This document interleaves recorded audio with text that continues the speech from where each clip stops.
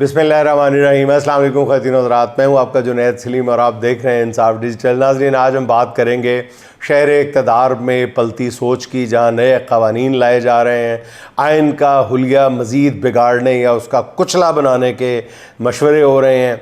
सब मंसूबे सिर्फ़ एक शख्स के खौफ से बन रहे हैं, जिसकी सेहत के हवाले से कुछ तशवीशनाक ख़बरें भी सामने आ रही हैं, उन पर भी बात होगी। हाइब्रिड निज़ाम के कसीदे पढ़ने वालों को आज कुछ आईना दिखाने की कोशिश भी करेंगे। नाज़रीन, नया माली साल शुरू होते ही बजट ने दिन में तारे दिखा दिए हैं सबको। और नाज़रीन, फिर हम बात करेंगे कि हुकूमत ने PTI के ख़िलाफ़ कौन सा सबसे ख़तरनाक महाज खोल दिया है। लेकिन पहले ज़िक्र हो जाए उस मर्द जरी का जिससे 2 साल से ज़्यादा नाहक जेल में डाला हुआ है। याजूज माजूज की तरह हुक्मरान हर रोज़ रात को इमरान खान की मकबूलियत वाली दीवार ख़त्म करके गिरा कर सोते हैं, मगर अगली सुबह ये दीवार और ज़्यादा बुलंद और मज़बूत नज़र आती है। सिर्फ़ एक शख्स को कंट्रोल करने के लिए आइन का हुलिया बिगाड़ दिया गया, कुचल दिया गया, उसे अदलिया को बेतौकीर कर दिया गया। मुनसिफ़ों के पाँव में मरात के घुंघरू बांध कर उन्हें अदालतों में नचाया जाने लगा है। और इस सियासी मुजरे में ज़्यादातर मीडिया जो है वो सिर्फ़ तमाशबीनों की तरफ से फेंके हुए नोट इकट्ठे करने वालों का किरदार अदा कर रहा है।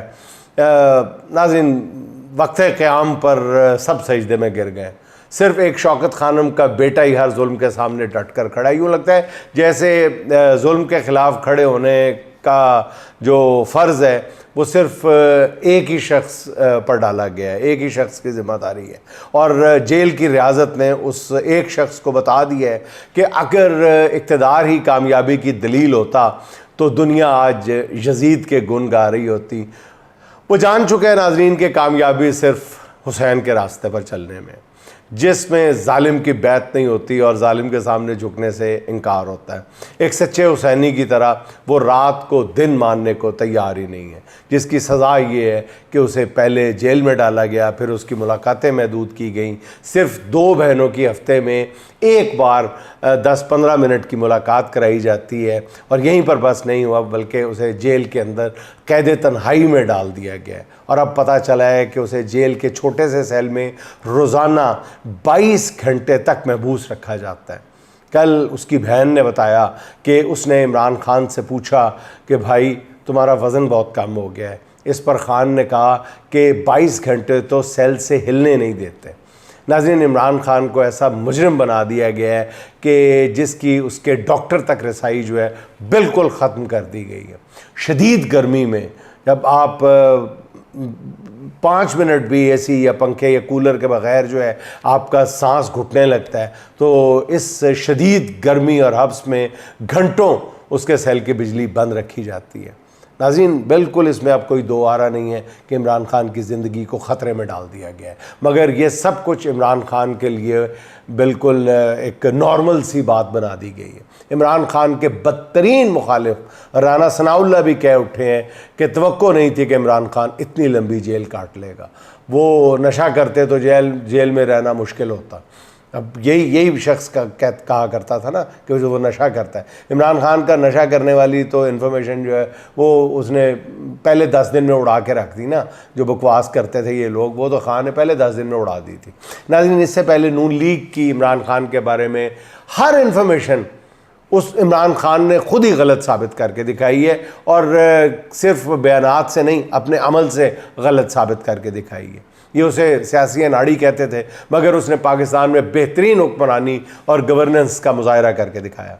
अब भी ये इमरान खान को काउंटर करने के लिए किसी गलत इन्फॉर्मेशन पर नई तरमीम करने जा रहे हैं, मगर ये सब बता रहा है कि हुक्मरान टोला डरा हुआ है, सहमा हुआ है और बुरी तरह सहमा हुआ है। इमरान खान उन्हें हर रोज़ डराता है, ख्वाबों में भी डराता है। खान का कहना ये है कि मेरी आवाज़ हर तरह से दबाई जा रही है ताकि लोगों तक मेरा पैगाम ना पहुंच सके और जबर के ख़िलाफ़ कोई खड़ा होने वाला ना बचे, लेकिन मैं आखिरी सांस तक जुल्म के ख़िलाफ़ खड़ा रहूँगा। और मेरा अपने रब पर यकीन है कि पाकिस्तान से जुल्म का साया जल्द ख़त्म होने वाला है। नाज़रीन, यही वो बातें हैं जो उसके हामियों को, उसकी आवाज़ पर लब्बैक कहने वालों को एक नया हौसला अता कर देती हैं। नाज़रीन, हमारी इमरान खान से दरख्वास्त है कि वो हुक्मरानों को इतना ना डराएं, क्योंकि ये खौफज़दा टोला पहले ही अपना सब कुछ उसी खौफ के पेश नज़र तबाह कर चुका है। नाज़रीन, मुल्क में 3 साल से जारी हाइब्रिड निज़ाम के गुन गाए जा रहे हैं। बताया जा रहा है कि जी 27वीं तरमीम के बाद इस निज़ाम को मज़ीद इस्तेहकाम मिलेगा, जिससे कौम पर मुसल्लत करदा गिरोह बहुत खुश नज़र आ रहा है। नाज़रीन, मैं हैरान हूँ कि यही लोग एक ही सांस में जमहूरियत की भी बात करते हैं, फिर हाइब्रिड निज़ाम के गुण भी गाते हैं, और फिर अगर मगर लगाए बग़ैर इस हाइब्रिड निज़ाम की तारीफ़ें करते हैं। कम से कम आप मजम्मत ही कर दें, झूठे मुंह से मजम्मत ही कर दें, कहें तो सही कि ये गलत हो रहा है, लेकिन हो रहा है। आपकी तनख्वाह कम नहीं होगी, आपकी मराहत कम नहीं होगी, आपकी चमचमाती जो नए मॉडल की गाड़ियां काले रंग की दी गई हैं वो कुछ नहीं आपको कम, उनकी तादाद में कमी की जाती, उनकी चमचमाहट में कमी नहीं आ जाएगी। दूसरी तरफ नाज़रीन, आप देख रहे हैं कि आम आदमी जिस कर्ब से गुजर रहा है उसकी एक झलक आपके सामने मैं रख देता हूँ। इस अल्ट्रा हाइब्रिड रजीम के 3 साला दौर में 44% या यूँ कह लें कि 11 करोड़ पाकिस्तानी जो है वो ख़त्ते गुर्बत से नीचे चले गए। मुल्क में बेरोज़गारी की शरह 22% तक पहुँच चुकी है। इस वक्त 2 करोड़ नौजवान बेरोज़गार हैं, 2 करोड़ से ज़्यादा नौजवान बेरोज़गार हैं। इससे भी ज़्यादा ख़तरनाक बात यह है कि पढ़े लिखे नौजवान में बेरोज़गारी की शरह जो है नौजवानों में वो 34% से तजावज़ कर गई है, यानी हर 3 पढ़े लिखे नौजवानों में से 1 बेरोज़गार है। अस्तग़फ़िरुल्लाह। जिन लोगों के पास रोज़गार है उन्हें अफरात ज़र ने मार दी है।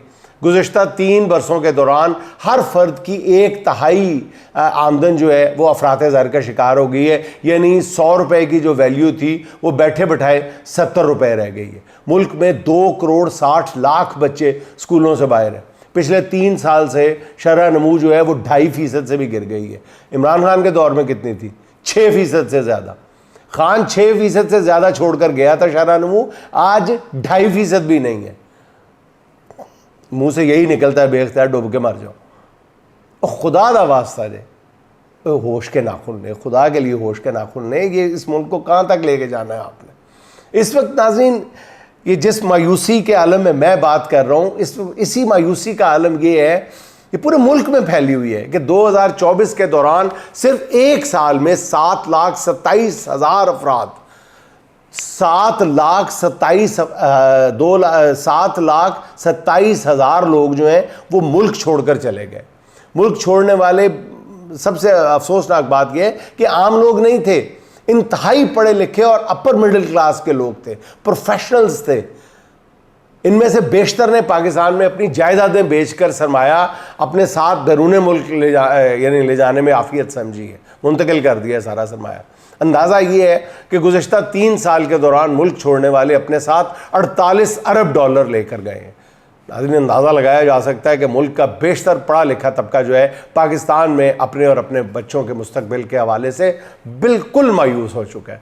3 साल कबल मुल्क में बैरूनी सरमायाकारी के लिए बनाया जाने वाला इदारा जो था SIFC, वो बुरी तरह नाकाम साबित हुआ है। इन 3 सालों के दौरान पाकिस्तान में तारीख की सबसे कम तरीन बैरूनी सरमायाकारी हुई है, बल्कि ना होने के बराबर हुई है। हाँ, वादे बहुत, MOUs ठा साइन हो रहे हैं, जब अल्लाह माफ़ करे, ख़बरें भी लगवाई जा रही हैं, पता नहीं बयान दिए जा रहे हैं, तकारीब भी मुनक्किद हो रही हैं, उसमें खाबे भी खिलाए जा रहे हैं, वफूद भी आ रहे हैं, जा रहे हैं, आनियाँ जानियाँ लगी हुई हैं। लेकिन ये ख़ुद हुकूमती ज़राए कह रहे हैं कि सबसे कम तरीन सतह की बैरूनी सरमायाकारी हुई है। मुल्क की स्टॉक मार्केट जो है वो मुसलसल जो है, कहते हैं जी, वो बूम कर रही है, जिसको कह रहे थे।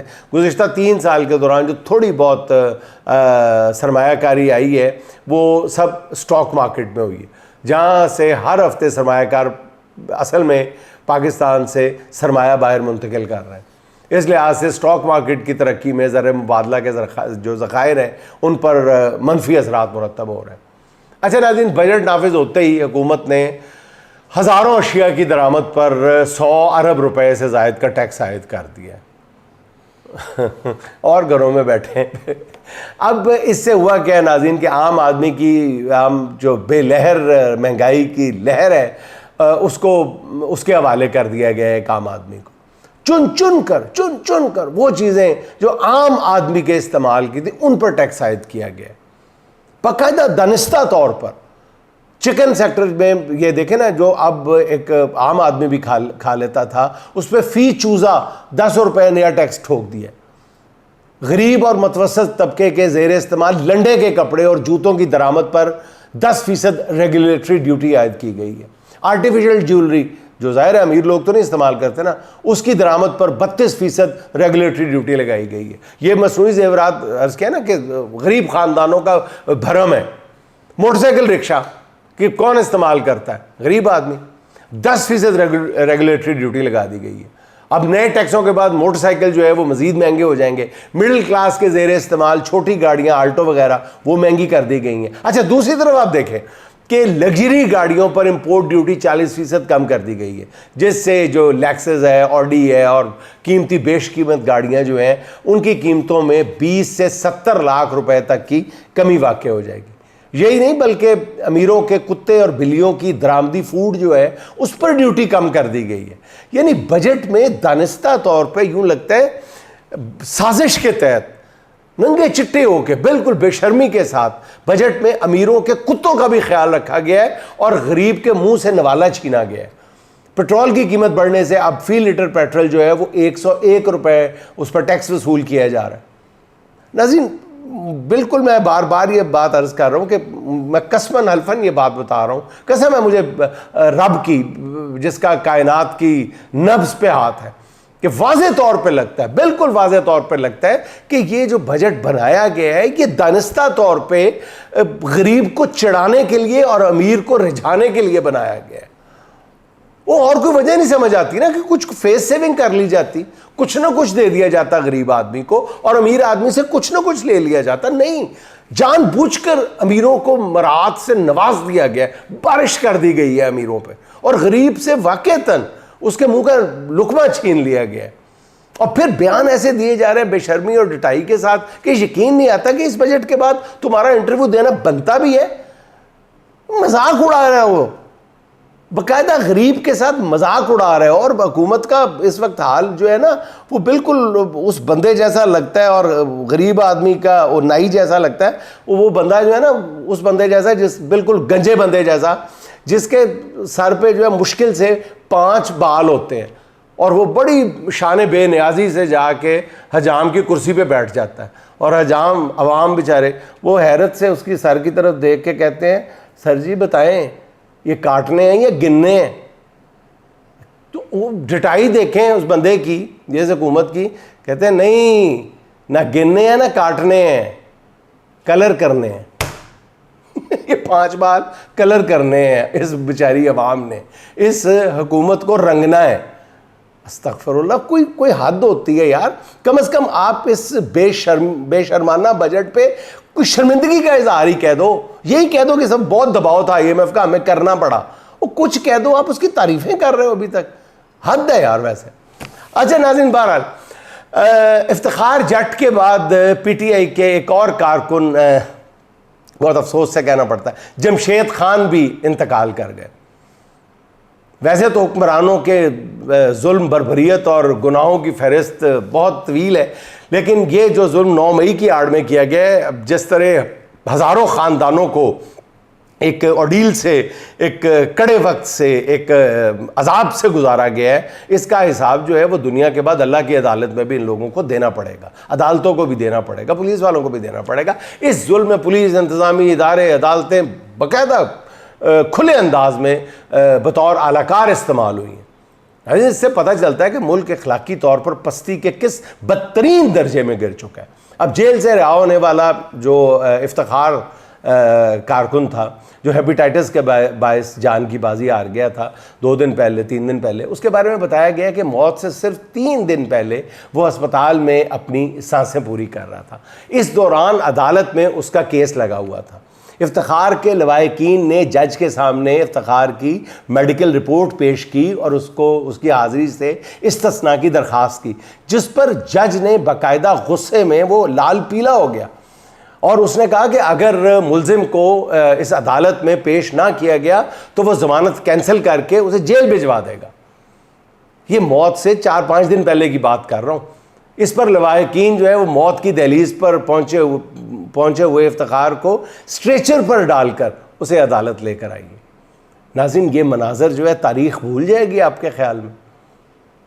बदतरीन किसी जाबर के दौर में भी, मेरा ख्याल है किसी माजी में चले जाएं, हलाकू खान के दौर में भी इतना जबर नहीं हुआ होगा जो आज देखने में आ रहा। इस होनहार और इंसाफ पसंद जज, मंजर गुल नामी शायद उनका नाम है उनका, और उन्होंने उनके बारे में फिर सोशल मीडिया पर बहुत कुछ कहा जा रहा है और मैं तो हैरान हूँ नाज़रीन कि ऐसे ओहदों पर ऐसे संगदिल किस तरह विराजमान हो गए। क्या इनकी कोई फैमिली नहीं है, इनकी औलाद नहीं है, इनके भाई बहन नहीं है? अब जिस तरह से इन जज साहब पर सोशल मीडिया पर लान तान हो रही है, इन जज साहब की फैमिली और बच्चे जो हैं वो उनके किए की सज़ा भुगतेंगे। वो किस तरह ये अजियत बर्दाश्त करेंगे? ऐसे संगदिल लोग जो हैं असल में सबसे ज़्यादा जुल्म जो है वो अपने प्यारों पर कर रहे हैं। अच्छा नाज़रीन, ये जो आपको ख़बर देना मकसूद है वो ये भी है नाज़रीन कि ताकतवर हलकों ने और हुकूमत ने अब काफ़ी तरफ से मायूस होने के बाद इमरान खान को झुका हुआ देखने की आस में बुरी तरह जब टूट फूट गए खुद, तो अब फिर लीडरशिप को तोड़ने की कोशिश की गई, कहीं कामयाबी मिली कहीं नहीं मिली। अब इन ताकतवर हलकों ने और हुकूमत ने अपना सारा जो फोकस है वो कर लिया है सोशल मीडिया के ज़रिए पीटीआई की सफ़ों में दरार डालने को। उन्होंने 2-3 इस्तारे बना लिए हैं, 2-3 इश्यूज़ ऐसे बना लिए हैं कि पीटीआई के कारकुन जो हैं वो किसी तहरीक चलाने से पहले ही अपनी कुव्वत को ज़ायल कर दें। मैं 2-3-4 दिन से देख रहा हूँ कि बाकायदा 2-3 ग्रुप बने हुए हैं, ख़वातीन के ग्रुप बने हुए हैं। कभी किसी की तरफ से कोई बात कर दी जाती है, एक तरफ से एक बात कर दी जाती है। ये इफ्तिखार की मौत के हवाले से कि जी उनके अखराजात फ़लाँ ने कहा है और वो फ़ंड खा गए। मैं नाम ले देता हूँ, खदीजा शाह के बारे में कहा जा रहा है कि जी वो 1 अरब रुपए के फ़ंड खा गए। कौन सा फ़ंड खा गए? कौन खा गया यार? और हर वो खातून, हर वो बंदा जिसने इस मुसीबत के दौर में मुसीबत झेली है वो काबिल इज़्ज़त है, वो काबिल कदर है। और खुदा के लिए उसको प्रोपेगेंडे की और अपनी ज़ाती मखासमत की जो भट्टी है उसमें इस तरह ना झोंकें। ग्रुप बंदी फिर कभी कर लीजिएगा, फिर कभी कर लीजिएगा, लेकिन इस वक्त जो है वो इस तरह के वाहियात और फजूल इल्ज़ाम लगाकर मैं सुन के देख के हैरान रह गया हूँ कि उस शख्स को इफ्तिखार की जब मौत वाक़ हुई है तो उसके बाद उसके जो वाजबात थे हॉस्पिटल के, वो हॉस्पिटल वाले कहते जी पहले पूरे करके जाए, तो किसी एक और कारकुन ने दिए हैं। तो उसको कहा गया कि जी ये वो खदीजा शाह कह रही है कि जी मैंने दिए हैं, तो ये तो फ़लाँ बंदे ने दिए हैं। हालांकि उन्होंने सबूतों के साथ दिखा दिया कि वो उनके पास उस वक्त क्रेडिट कार्ड नहीं था, वो सारे अखराजात जो है वो उन्होंने खदीजा शाह ने अदा किए। और खदीजा शाह से वैसे आप शिकायत किस बात की कर रहे हैं? किसी से भी शिकायत किस बात की कर रहे हैं? किसी से भी, डॉक्टर यास्मीन राशिद साहिबा से शिकायत किस बात की कर रहे हैं? सनम जावेद से, जिसकी बड़ी आज इस वक्त एक सख्त गर्मी में वो अपने मौक़िफ़ से 1 इंच पीछे हटने के लिए तैयार नहीं है। इसी तरह खदीजा शाह साहिबा है, वो कोई लिख लिखा कर नहीं आई, पूरा जुल्म बर्दाश्त किया, जुल्म को अपनी इंतहा पे जाके बर्दाश्त किया, लेकिन माफ़ी की मीम भी लिख कर दी ना बोल कर दी। तो ये सारे लोग जो हैं काबिल कदर है अपनी अपनी जगह। इसलिए आपस में कारकुन जो हैं वो इस तरह तलवारें ना सोच लिया करें बात पे बात पे। अभी कुछ करने का आपका वक्त है तो आप आपस में लड़ना शुरू हो गए, फिर वो इल्ज़ाम लगाने शुरू कर दिए कि वो 1 अरब, कौन सा 1 अरब रुपया, कौन से वो फंड की इंचार्ज थी, मुझे बताएं ज़रा खदीजा साहबा। एक वो उस पर इल्ज़ाम लगा देते हैं, वो उस पर इल्ज़ाम लगा देते हैं, वो उस पर इल्ज़ाम लगा देते हैं सोशल मीडिया पे, ना कोई पूछने वाला ना कोई दसने वाला। थोड़ा सा मुतात अंदाज़ अपनाएं। मैं बार बार कह रहा हूँ कि इस वक्त जो है वो हुकूमत का सारा जो फोकस है वो कारकुनों को आपस में लड़ाने का है। इसलिए बात करने से पहले, इल्ज़ाम लगाने से पहले दुश्मनाम तराजी से पहले, गाली देने से पहले एक लम्हे के लिए ब्रेक लगाएं और फिर बात करें। आखिर में नाज़रीन फौजिया शेख साहबा के 2 अशार सुन लें। लगी है आग फूलों को चमन में कौन बोलेगा, लगी है आग फूलों को चमन में कौन बोलेगा, अभी जिंदा हो बोलो तुम कफन में कौन बोलेगा, ज़बानें काट दोगे सब अगर सच बोलने वाली, ज़बानें काट दोगे सब अगर सच बोलने वाली, हुकूमत जुल्म की होगी वतन में कौन बोलेगा, ये खामोशी किसी तूफ़ान का लाजिम पेश खैमा है, ज़रा सी खिड़कियाँ खोलो घुटन में कौन बोलेगा, सहाफ़ी की ज़बां है या कलम है एक लिखारी का, ये दोनों चुप रहेंगे तो सुखन में कौन बोलेगा। नाज़रीन खुश रहें, खुश रखें। आपसे मुलाकात होगी इंशाअल्लाह अगले व्लॉग में। अल्लाह हाफ़िज़।